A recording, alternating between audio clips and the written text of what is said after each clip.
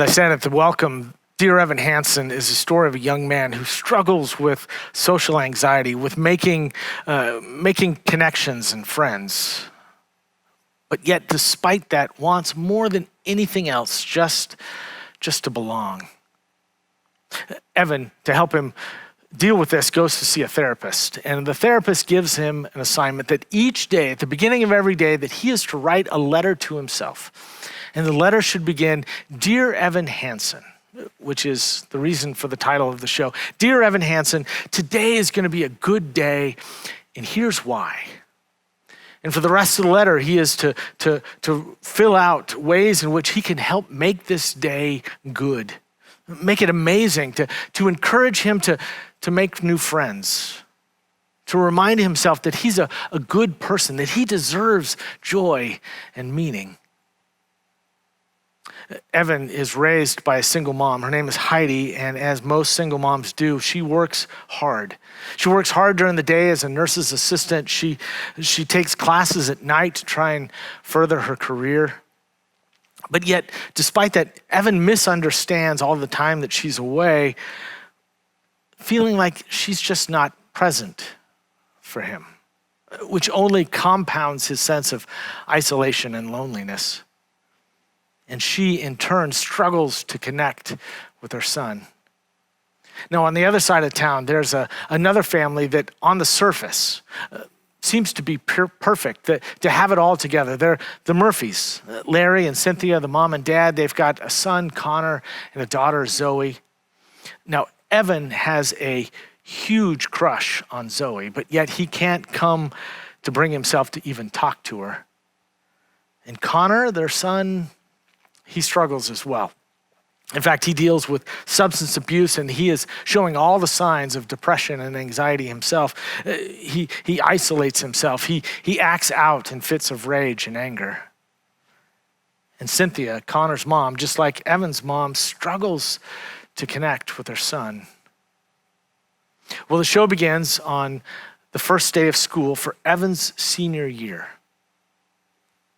And he walks out on stage, and he's got a cast on his arm, a broken arm. And his mom encourages him and says that maybe a great way to make friends is to ask them to sign his cast. Well, he gets to school, and the first person that he encounters is Jared, which is the closest thing that he has to a real friend. But yet, Jared makes fun of his cast and refuses to sign. Jared and Evan, in a moment, they run into Connor. And Jared teases Connor, makes fun of him, but yet Connor misinterprets Evan's sort of awkwardness in that situation as him siding with Jared, and feels like Evan is also making fun of Connor, and so he pushes him and walks away. Well, later in the day in class, Evan encounters Connor once again, and this time, Connor begrudgingly signs Evan's cast and says, now both of us can pretend that we're friends. Well, Evan had written a letter to himself that day, just as his therapist had asked, and was printing it off so that he could share it with his therapist at the appointment that they had set for that afternoon. But the letter said, today is not an amazing day. And this will not be an amazing year. And he goes on to say that he was pinning all of his hopes on a relationship with Zoe. But he can't find it in himself to even strike up a conversation. And as a result of that, she doesn't even know that he exists. And he pours out his heart in this letter. I wish that I could connect with someone. Would anyone even notice if I were to just disappear one day? Well, Connor, as a favor, picks up the letter out of the printer to hand it to Evan. But before he hands it over, he notices that his sister's name, Zoe, is on this paper. And so he reads the rest of the letter. Well, as you can imagine, he is angry because he feels like he had printed it out in order to make fun of Connor. And so he takes the letter and he storms off. Evan is beside himself with anxiety, with worry, with fear about what Connor's going to do with this letter, about who he's going to show. Well, Connor is not at school the next day, or the next day, or the day after that. In fact, he's gone for several days. Several days later, Evan is called into the principal's office. When he walks in, he sees and meets Connor's parents, Larry and Cynthia, who, when he sits down, explained to him that Connor had died of suicide just a few days earlier, and that they had found the letter in his pocket. And they ask him if he really was Connor's friend. Well, as I said, Evan has anxiety, especially in times of encounters like this. And here are two grieving parents. And so he just can't bring himself to admit that the letter that he had written, that the letter was written by him, that he was pouring out his deepest pains, his deepest anguish, the anguish in his soul, his feelings of isolation and loneliness, that those were his words and not Connor's. You see, they had mistakenly thought that this was Connor's suicide note, essentially. It was addressed, "Dear Evan Hansen," and signed, "Sincerely your dearest and best friend, me." And since they found it in Connor's pocket, they just sort of thought that he had written one last note to his friend, Evan Hansen. Evan couldn't find the courage within himself to correct them, and so he just lied and said, yes, he was Connor's friend. And he saw in that moment that it brought his parents a sense of peace, a sense of relief. And they were so glad in that moment that he had at least one friend, someone that cared about him. And so as lies start to do, this one started to grow. And it spun out of control, and he begins to embellish the story. And Connor wasn't just his friend, he was his best friend. And he started telling stories of all the things that they did together, all the conversations that they had, the emails that they had written. And Evan even goes so far as to create a secret email account so that he could show these exchanges between himself and Connor, show them to Connor's parents as proof of this close connection and relationship that they shared. By this time, Evan is so wrapped up in this persona about Connor as this nice guy that nobody really knew, that he couldn't let them forget Connor. Because that would mean essentially that they were starting also to forget him. And so he created something called the Connor Project, which was dedicated to making sure that no one forgot Connor. As you can imagine, Larry and Cynthia were so moved by this, so happy and relieved. And as a result, they started having Evan come by the house, come over for dinner, just hang out. Over time, Evan becomes so caught up in these connections that he starts essentially abandoning Jared, even the Connor Project, even his mom. And for the first time in his life, he has a connection with a father figure, with Larry, and they start playing catch in the afternoon, and Larry teaches him how to break in a baseball glove. He's got a mother that is attentive and dotes on him. And it feels so good for Evan to have a mom that's around all the time. And then there's Zoe, this girl of his dreams, and they start to kindle a romantic relationship. In fact, they sing a beautiful song together called Only Us. Well, as lies do, they are oftentimes hard to keep track of, and these lies started to contradict one another, and eventually, relatively quickly, people start to become suspicious. And he realized in that moment that he was about to be exposed and that he would be humiliated.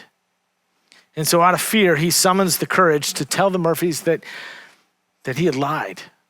And he tells them the truth, that he'd never really been friends with Connor.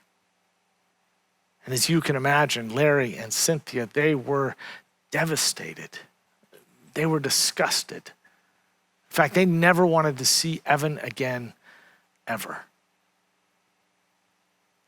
Evan's mom, though, recognized the letter and knew that it was his assignment from his therapist. And as she read through it, she could see the deep pain that her son had, that he had poured out his heart in that letter. And so she poured out her heart to him, saying how sorry she was that she hadn't been there for him, that she didn't know how much he was hurting, and that she would always be there for him. It is a beautiful scene of reconciliation between mother and son. Well, the show ends on a hopeful note. It's a year in the future. It's Evan's first day of college. And he summons up the courage to reach out to Zoe and ask her to meet him. And when they get together, he apologizes sincerely for all of the pain that he had caused their family, that he had caused her.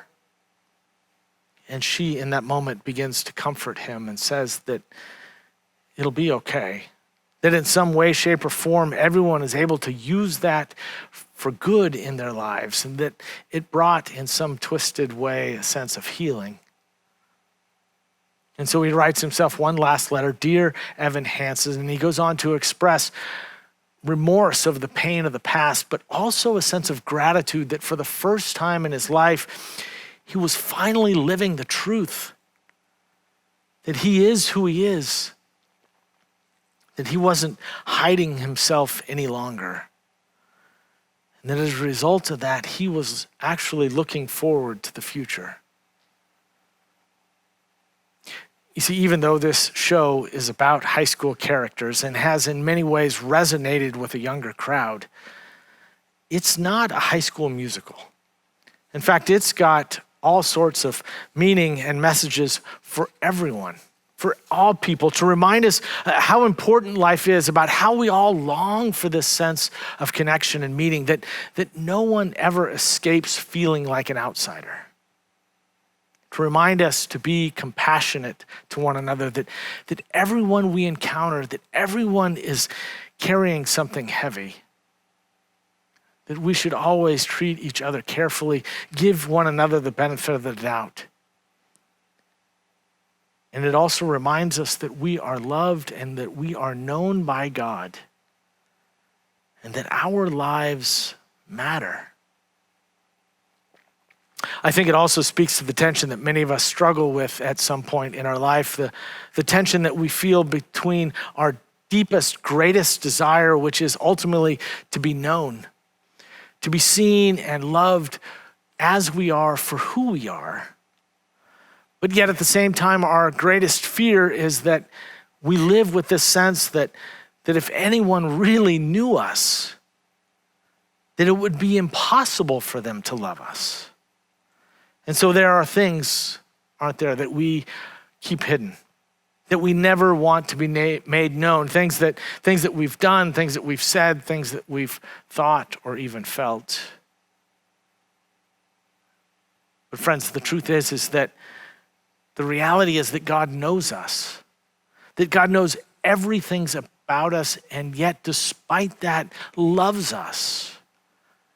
The love that knows no bounds, as if we're the only ones on earth to be loved. And dear Evan Hansen, Connor dies by suicide. It doesn't happen on stage, it happens off stage, but the audience is informed that this has happened.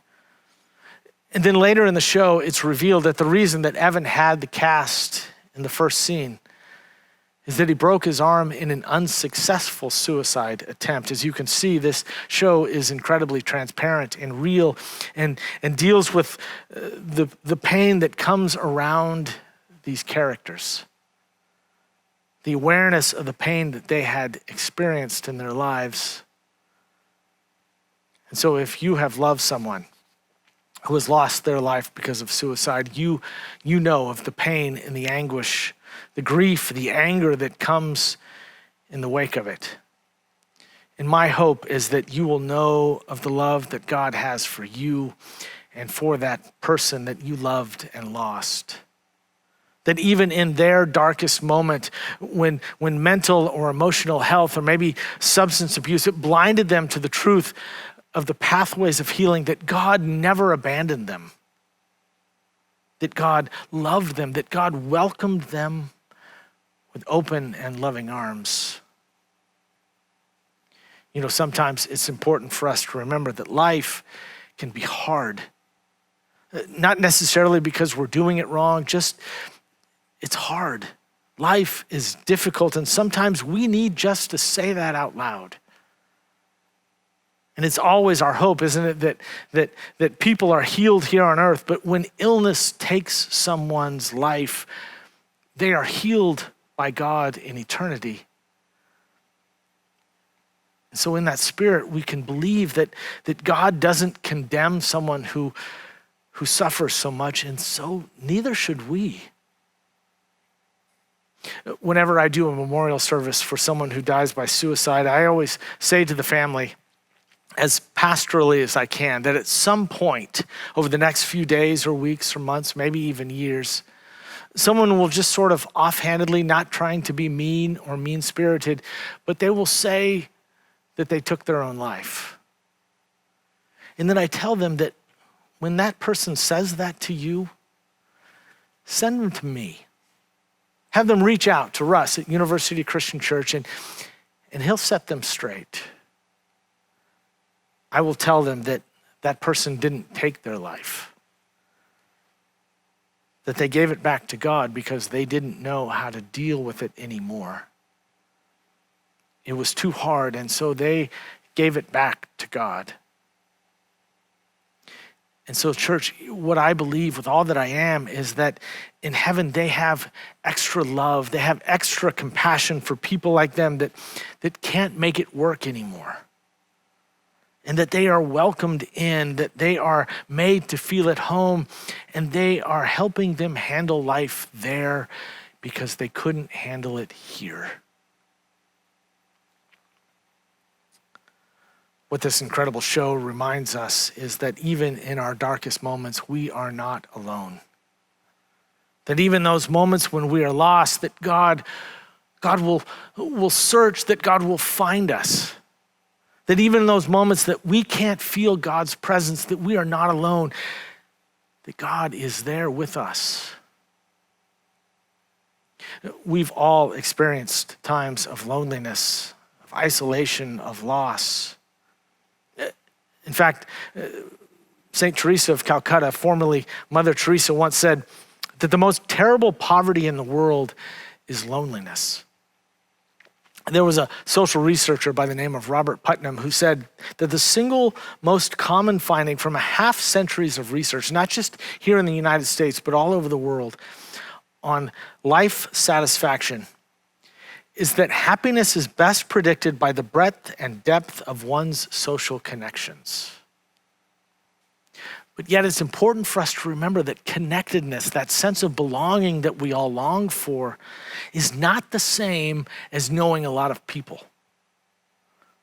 That people can have a lot of contacts, but maybe not a lot of friends. A lot of contacts, but not a sense of connectedness.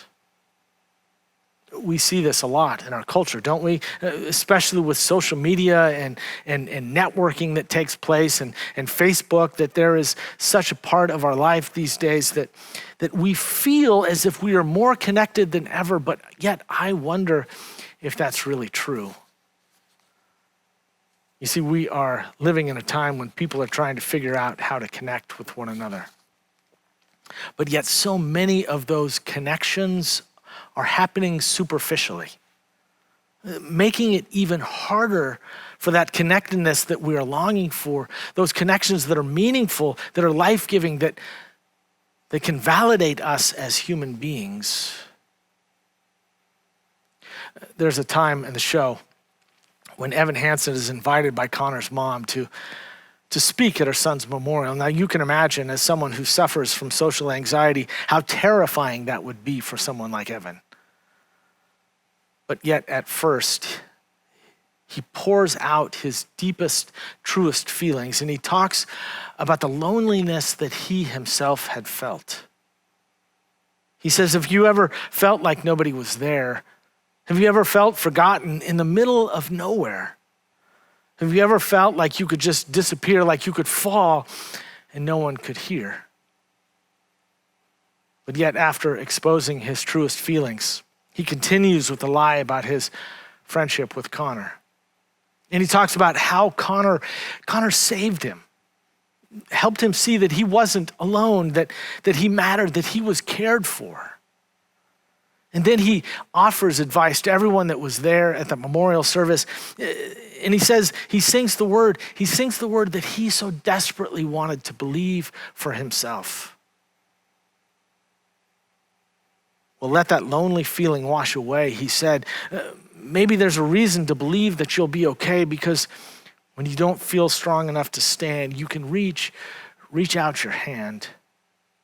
And someone will come running, and I know they'll take you home. Because even when the dark comes crashing through, when you need a friend to carry you, and when you're broken on the ground, you will be found. Well, someone takes a video of this speech at the memorial service and posts it online, and it starts to go viral. Not just in their community, but all over the world. People are longing to be found. And Evan becomes comforted in that moment by people that are liking and sharing this video. But the only thing is that it is based on lies. The Murphys at this point in the story still think that Evan is Connor's best friend. Evan feels like all of these people that are liking and sharing this video of him is a real connection, but it's not. None of that is true. You see, social media, as we all know these days, is not a substitute for real friendship. Those likes and those shares, those don't minister to our spirit. And we shouldn't let them substitute for real relationships. Now, the irony of this incredible song is that Evan is singing at a time when everyone is believing the lies about the relationships around which this is built. But yet, despite that, the words of the song are still true, that you will be found.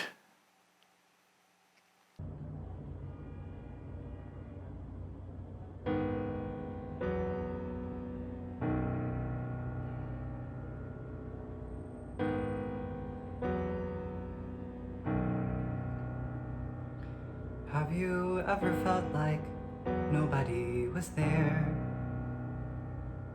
Have you ever felt forgotten in the middle of nowhere? Have you ever felt like you could disappear? Like you could fall and no one would hear?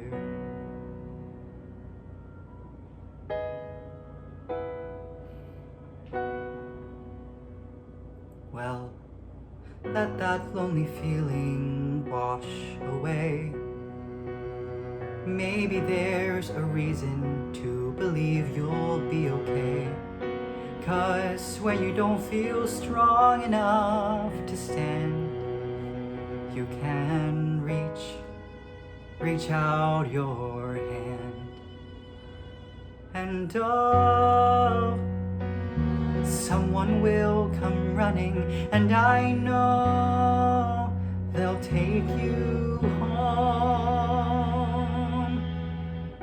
Even when the dark comes crashing through, when you need a friend to carry you, and when you're broken on the ground, you will be found. So let the sun come streaming in, 'cause you'll reach up and you'll rise again. Lift your head and look around. You will be found. You will be found. You will be found.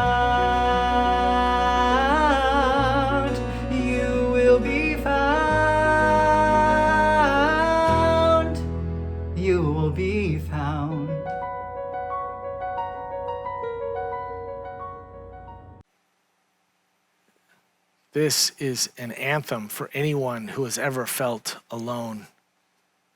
Even when the dark comes crashing through, when you need a friend to carry you, when you're broken on the ground, you'll be found. When we come crashing down, God is there reaching out a hand to restore us, to lift us up, to hold us close.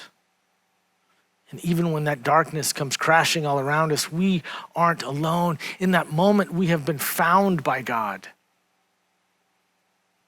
There is a truth in those words that continues to ring out and to be incredibly true. Friends, these are hard times. This pandemic, this time of social distancing, and oftentimes it feels so isolating for so many people. As I've said, I have found this to be even harder than I ever imagined it would be. And there have been times when I have felt feelings of anxiety, of sadness, of times when I just feel out of control. That it all just feels overwhelming to me. And so I just want to say, it's okay. It's okay to feel anxious. It's okay to feel sad and overwhelmed. And maybe the best thing that we can do in those moments is just to breathe through that, to find a way forward. And maybe once we breathe through it, we can begin in that moment to reach out to help someone else who may also be struggling, because as we help them, we ourselves are helped. We can experience that connection that we all long for. You see, when the largest moments of life make us feel small, let's not let the darkness blind us to the truth of God's love for us. Let's let the life shine in our lives so that we can see the good even in the hardest of situations. And in those moments when we feel lost, hopeless, we feel all alone, may we hear in those moments God whispering to us over and over and over again,